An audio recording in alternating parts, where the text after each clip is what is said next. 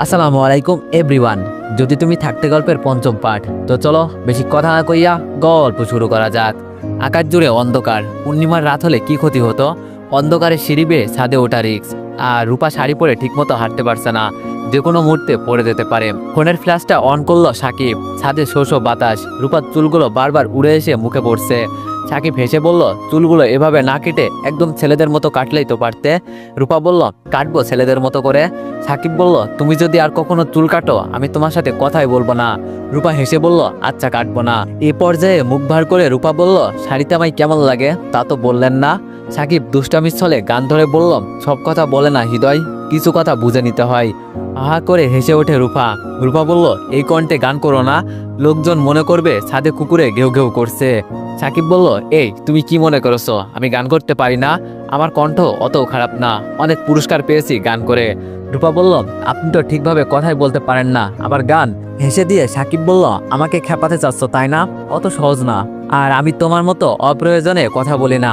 কিছুক্ষণ চুপ থেকে রূপা বলল, আচ্ছা আমায় ছাদে আসতে বললে কেন? থমথম খেয়ে যায় সাকিব। এই প্রশ্নের ফেস করার জন্য বোধহয় প্রস্তুত ছিল না। এর যুক্তিসঙ্গত কোনো উত্তর নেই। রূপার সাথে সময় কাটাতে ভালোই লাগে সাকিবের। সাকিবকে নিরুত্তর দেখে রূপা বলল, কি হলো, চুপ মেরে গেলেন কেন? সাকিব বলল, তুমি আমায় ওই দিন রাতে ঘুম থেকে তুলে ছাদে নিয়ে আসলে কেন? রূপা বলল, আমার তো মাথায় সমস্যা, তাই যা ইচ্ছা করি। আপনারও কি মাথায় সমস্যা আছে? সাকিব একটু রেগে বলল, আচ্ছা তোমার ভালো না লাগলে ছাদ থেকে চলে যাও। রূপা বলল, মেয়ে মানুষের মতো কথায় কথায় রাগ করেন কেন? আমার তো আপনার সাথে থাকতে ভালোই লাগে, যাবো কেন ছাদ থেকে? সাকিব বলল, তো এত কথা বলো কেন? রূপা বলল, কবেই কম কথা বলেছি?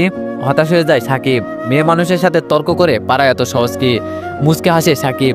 রূপা আজ বেশ স্বাভাবিকভাবে কথা বলছে।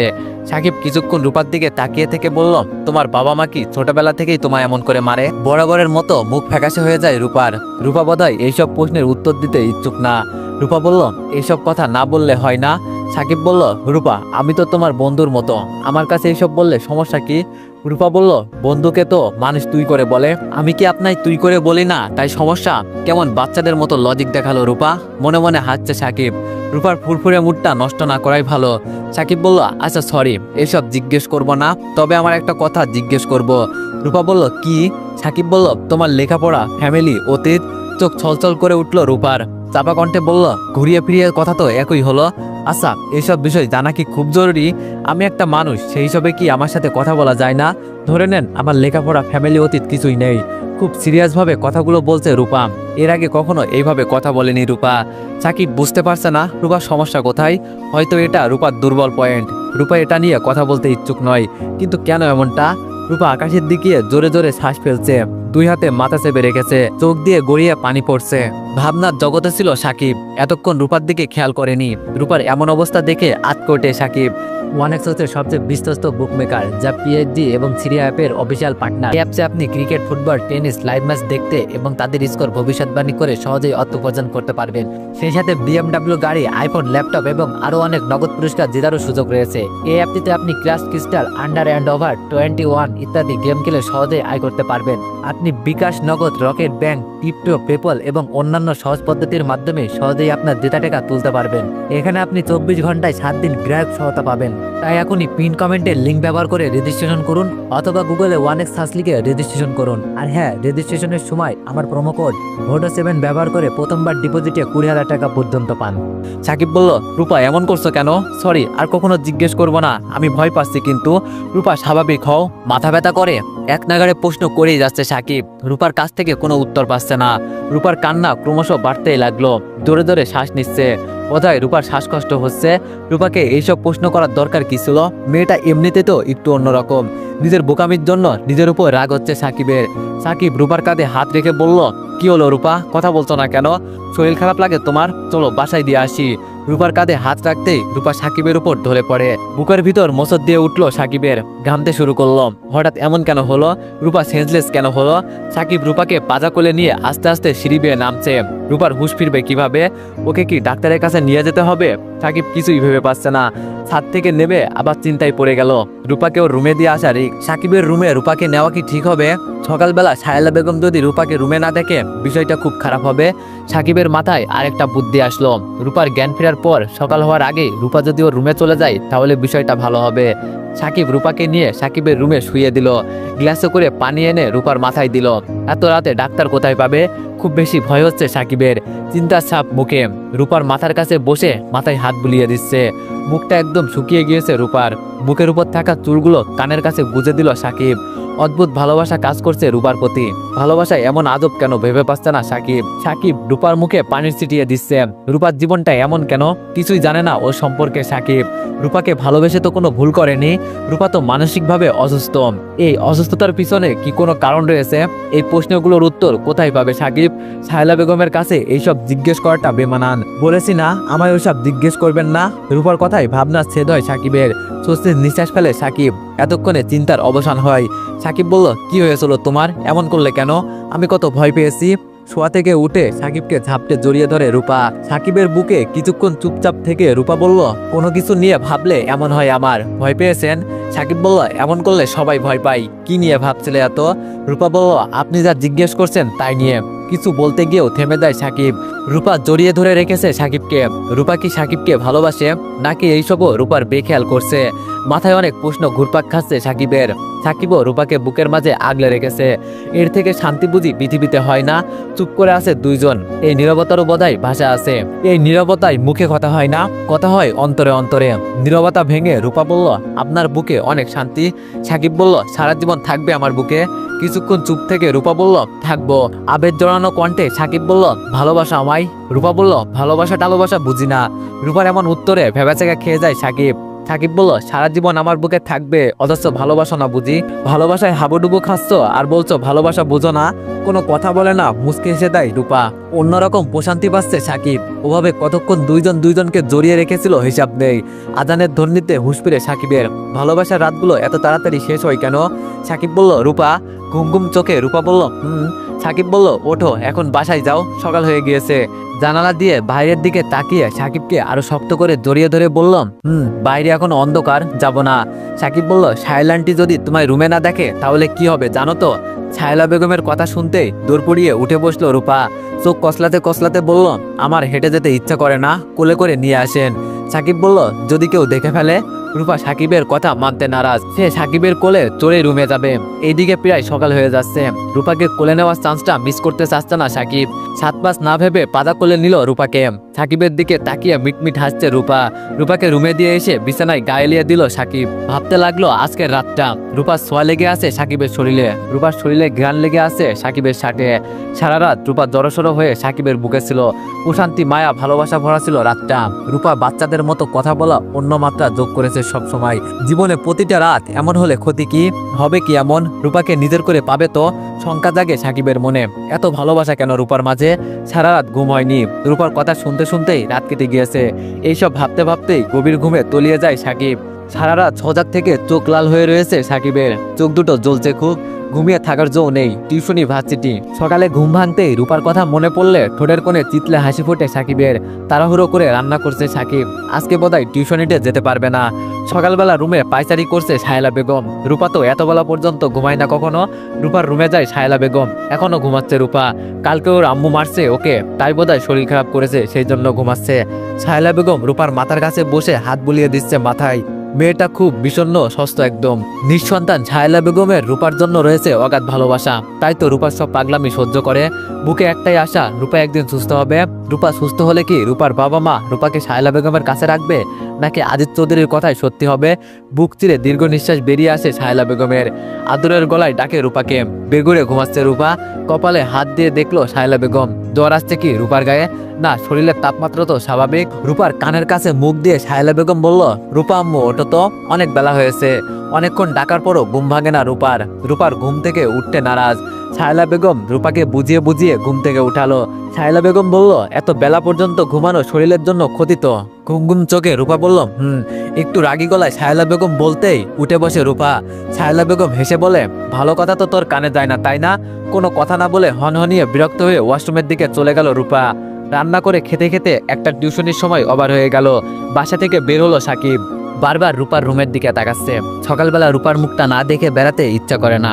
দেয়ালে হেলান দিয়ে একটা কাগজের টুকরায় কি যেন লিখে রূপার রুমের দিকে ছুঁড়ে মারলো সাকিব। কাগজের টুকরো দেখেই তাড়াহুড়ো করে কুড়িয়ে হাতে নিল রূপা। সাকিব ছাড়া এ আবার কার কাজ? আম্মু যদি দেখে ফেলে তাহলে খারাপ হবে। সাকিব বলল, রূপা চিঠি পড়তে জানো তো তুমি? না জানলেও সমস্যা নেই, এটা নিয়ে ভেবে আবার অজ্ঞান হয়ে যেও না। ভার্সিটিতে যাচ্ছি আমি। রুম থেকে বের হয়ে না, কোনো পাগলামি করো না। মুচকে হেসে দেয় রূপা। সাকিবকে উদ্দেশ্য করে বলে, শুধু চিঠি না, মানুষের মন পড়তেও জানি আমি। এক বুক প্রশান্তি নিয়ে বাসা থেকে বের হয় সাকিব। সাকিবের কথা মতো রূপা সারাদিনও রুম থেকে বের হয়নি, কোনো ভাঙচুরও করেনি। রূপা এখন রুমে বসে সাকিবের চিঠিটা নিয়েই দুপুরটা কাটিয়ে দিল। সাকিব কখন বাসায় ফিরে সেই অপেক্ষায় শুধু। রূপার এমন স্বাভাবিক আচরণ দেখে স্বস্তির নিঃশ্বাস ফেলে শায়লা বেগম। ঠোঁটে হাসি ফুটিয়ে আজিজ চৌধুরীকে উদ্দেশ্য করে বলে, দেখো রূপা এখন প্রায় স্বাভাবিক। আজিজ চৌধুরী বলল, সব স্বাভাবিক কোথায়, ওর অতীত। আজিজ চৌধুরীর কথা শেষ না হতেই থামিয়ে দিল শায়লা বেগম। থমথমে মুখে বলল, ওটা অত জরুরি না। একটু থেমে আবার বলল, রূপাকে কি করতো মনে নাই তোমার? ওর বাসায় আগুন ধরিয়ে দিয়েছিল। ওর ছোট ভাই এমনকি পাগলামি করে নাই যা ও করেনি। ওর বাবা মা এইসবই তিক্ত হয়ে মারতো ওকে, সেজন্যই বাবা মার কথা শুনতে পারে না। সে তুলনায় এখন অনেক গুণ ভালো। আনন্দিত হয়ে আজিজ চৌধুরীর সাথে বসে বসে কথা বলছে শায়লা বেগম। কথা বলার মেন টপিক রূপা। রূপার জন্য শায়লা বেগমের এত ভালোবাসা দেখে আফসোস হচ্ছে আজিজ চৌধুরীর। রূপাকে যখন ওর বাবা মা নিয়ে যাবে তখন কি সহ্য করতে পারবে শায়লা বেগম? গোসল ছেড়ে চুল শুকাচ্ছে রূপা। শায়লা বেগম রূপার রুমে আসতে রূপা হেসে বলল, আগে কত বড় চুল ছিল, শুকাতে অনেক সময় লাগতো, আর এখন কম সময় লাগে। ভালো হয়েছে তাই না? বলেই হেসে দেয় রূপা। শায়লা বেগমের ইচ্ছা করছে রূপার গালের কষিয়ে একটা থাপ্পড় দিতে। রাগ সংযত করে শায়লা বেগম বলল, খেতে আসো।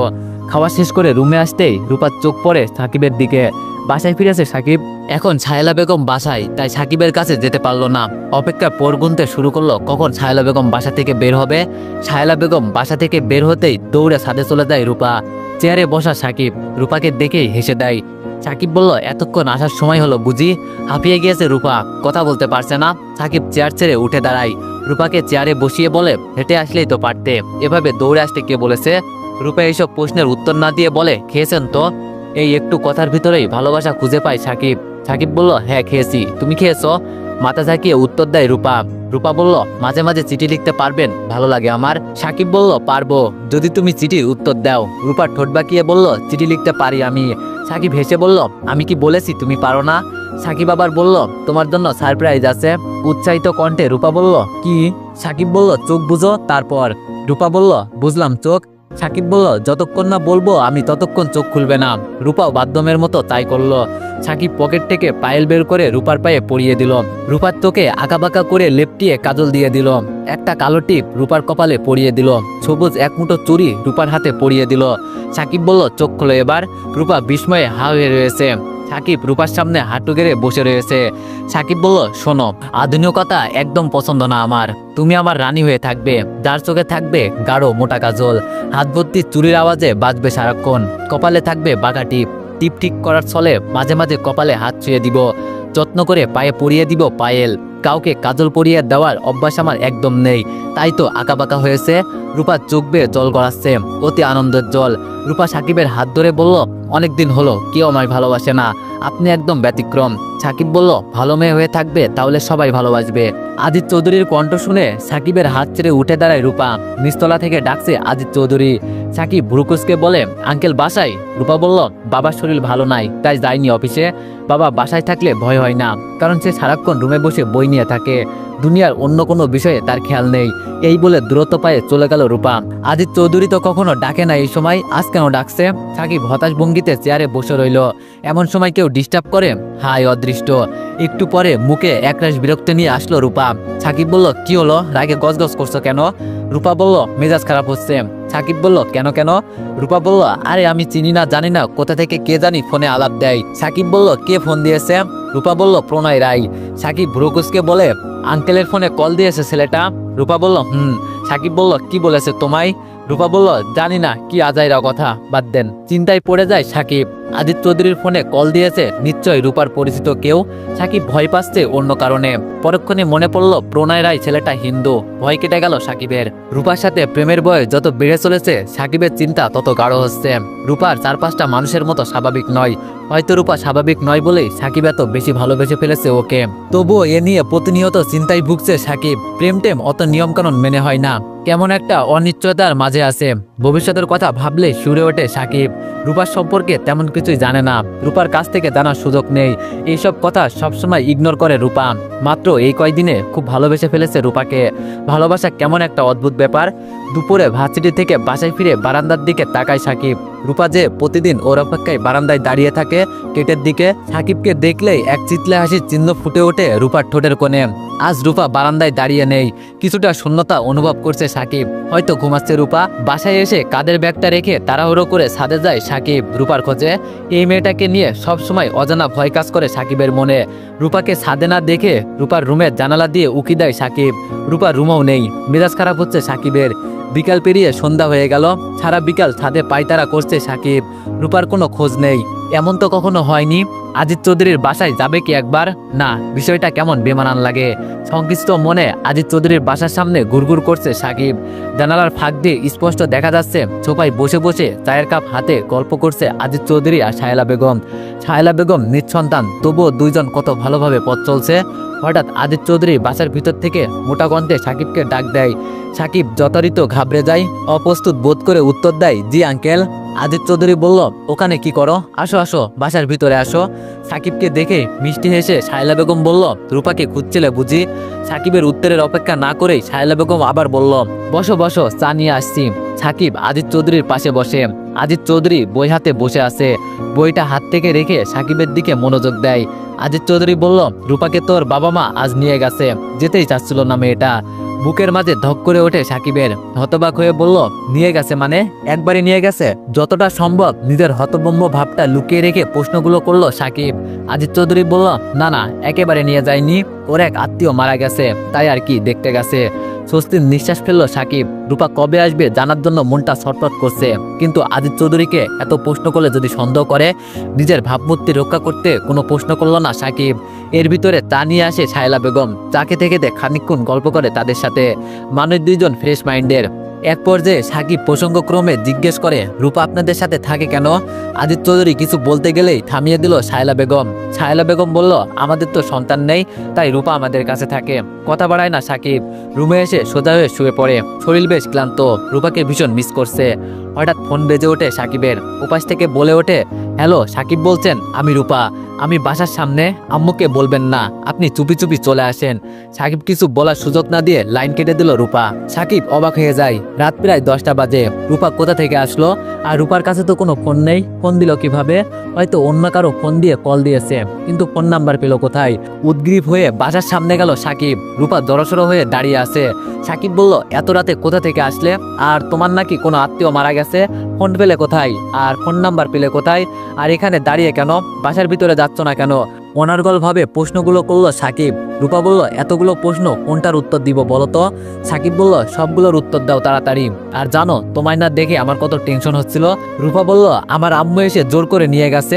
এক আত্মীয় মারা গেছে নাকি। ওই বাড়িতে গিয়ে আমার দম বন্ধ হয়ে যাচ্ছিল, তাই চলে আসছি।